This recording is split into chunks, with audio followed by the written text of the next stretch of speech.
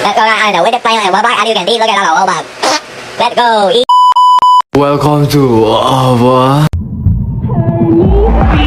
Over the things to remember.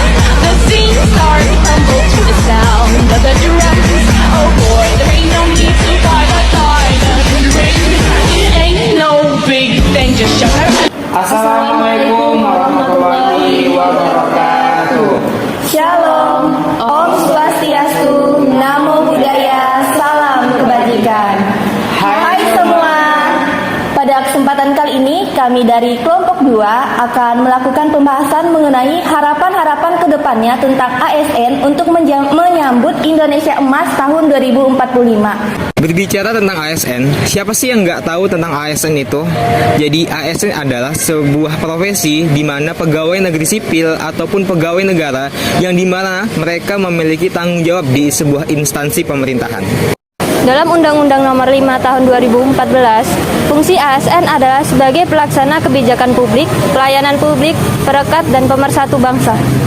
Oke teman-teman, selanjutnya mengenai tugas ASN. Jadi secara umum tugas ASN terdapat 3 tugas. Yang pertama, melaksanakan kebijakan yang telah dibuat oleh pejabat pembina kepegawaian yang tentunya sesuai dengan peraturan perundang-undangan. Yang kedua, melaksanakan atau memberikan pelayanan yang berkualitas serta profesional. Dan yang terakhir, tentunya mempererat persatuan dan kesatuan NKRI. Sementara itu, peran ASN adalah sebagai perencana, pelaksana, pengawasan, penyelenggaraan tugas umum pemerintah, serta pembangunan nasional melalui pelaksanaan kebijakan dan pelayanan publik yang profesional, bebas dari intervensi politik, serta bebas dari praktek KKN. Nah, itu dia guys tadi, sedikit gambaran tentang pengertian, tugas, fungsi, dan peran dari ASN. Bagaimana kita tanyain ke masyarakat Ucun tadi?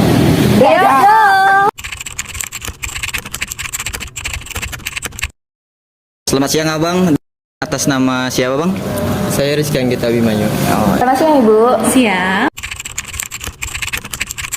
Undang-Undang Peraturan Pemerintahan Nomor 30 Tahun 2019 itu sudah mengatur penilaian tentang kinerja ASN. Di situ jadi patokan untuk kepala dinas ataupun instansi yang terkait untuk menilai gimana kinerja ASN itu. Tentang ASN pada saat ini sudah mengalami kemajuan yang lebih pesat ya, terutama dengan adanya sistem kinerja. Jadi ASN sekarang itu dituntut untuk kinerjanya semuanya terukur.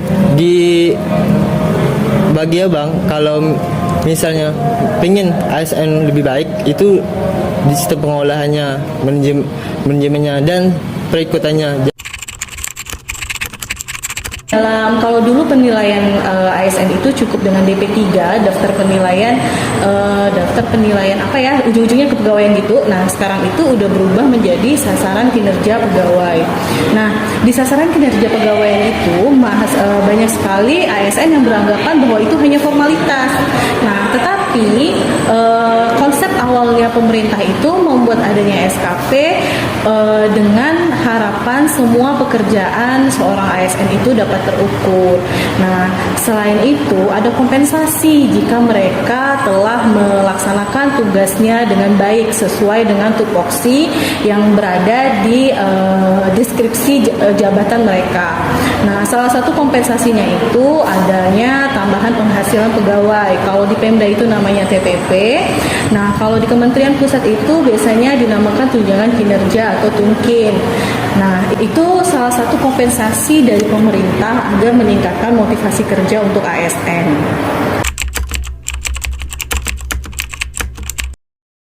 Jangan cuma mengikut dari orang dalam, cuma ada masukan duit, itu sebenarnya itu jadi negara kita, kinerja dari ASN kita jadi kurang, itu sih.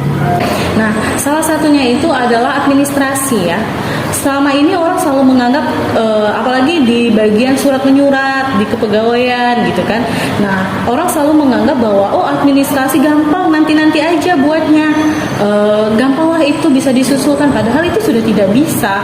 Seharusnya idealnya itu administrasi, baik itu surat menyurat, itu harus dikerjakan tepat dalam artian di mana surat itu dikeluarkan, di situ juga ada ada tanggalnya, dan mereka harusnya menggunakan by system. Nah, selain itu ada permasalahan yang sering dinormalisasikan adalah urusan kepegawaian. Orang selalu menganggap urusan kepegawaian itu hanya berurusan sekitaran naik pangkat, berkala, apalagi ya cuti. Padahal sekarang itu kepegawaian itu banyak sekali urusannya. Dimulai dari membuat analisis jabatan, mereka harus tahu pekerjaan mereka itu apa aja, dan itu adanya tertuang di analisis jabatan sesuai dengan Permenpan nomor 18 tahun 2017. Nah, di situ kelihatan uraian tugas. Nah, banyak sekali orang-orang atau ASN sekarang itu berparadigma bahwa ASN itu biasa-biasa aja, tapi sekarang udah nggak kayak gitu lagi. Semuanya harus berbasis kinerja. Apa yang Anda buat, apa yang Anda hasilkan, apakah sudah sesuai dengan tupoksi Anda? Harapan supaya kedepannya ASN itu lebih baik, ya manajemennya yang diatur, penilaian pegawainya yang harus ditingkatkan. Nah, harapannya kalau saya sendiri berharap adalah mahasiswa atau generasi muda sekarang lah yang membuat lapangan kerja itu dari sekarang. Hubungan antara interaksi antar masyarakatnya itu harus senang sapa salam. Kayaknya dari manajemen itulah biar masyarakat menjadi lebih dekat dengan pemerintah. Tidak cuma memandang status yang tinggi dinyamankan dan di bawah tuh disusahkan. Itu yang menjadi kinerja ASN itu dipandang sebelah mata oleh masyarakat. Gitu. Tetapi untuk generasi muda yang berniat jadi ASN, kapan lagi kalian mengubah bangsa ini kalau bukan dari diri kalian sendiri? Kalau sekarang di mana dulu nih Kak? Yang umum aja sih gitu. Umum ya, kalau kita berbicara kesehatan, saya bicaranya dari dua sudut pandang ya. Pelayanan umum dan pelayanan kesehatan. Pelayanan umum ini saya anggap di bagian perizinan. Kalau pelayanan kesehatan mungkin sudah jauh lebih baik. Apalagi ada wacana bahwa pemerintah yang masyarakat yang mempunyai kartu BPJS tidak akan ada kelas lagi, melainkan semuanya akan disamaratakan tetapi mendapatkan pelayanan yang sama. Itu sudah salah satu mewujudkan pelayanan kalau menurut saya udah 7,5. Ya. Kenapa saya hanya memberikan 7,5?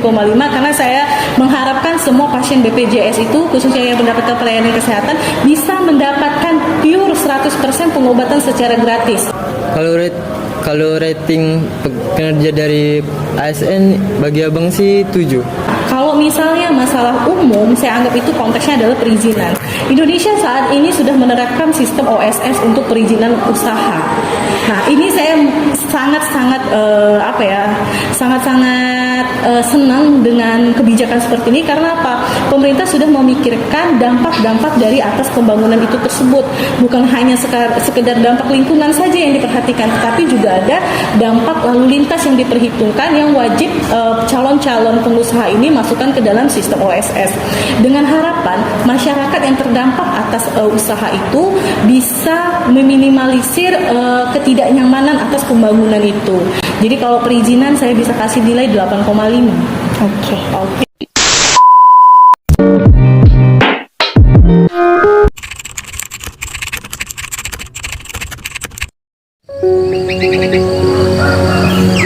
Mendengar kata ASN, tentu banyak sekali yang menginginkan pekerjaan ini. Bagaimana tidak? Mendapatkan gaji tetap, mendapatkan bonus, serta mendapatkan tunjangan. Hal tersebut tentu sangat membuat orang termotivasi. Menjadi ASN adalah menjadi seorang pelayan, maka jangan meminta untuk dilayani ketika memberikan pelayanan kepada penerima layanan. ASN harus menjadi contoh bagi masyarakat.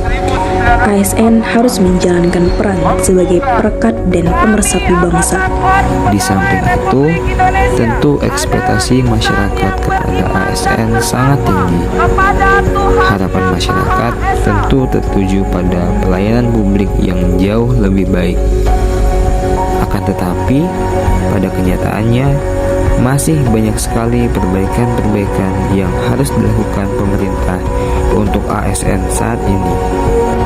Jika kesadaran tentang tanggung jawab dan amanah sudah muncul di setiap ASN, harapan tentang integritas dan moralitas ASN yang semakin baik akan terwujud. Dan disinilah peran generasi muda, generasi pembawa peradaban, generasi pembawa perubahan.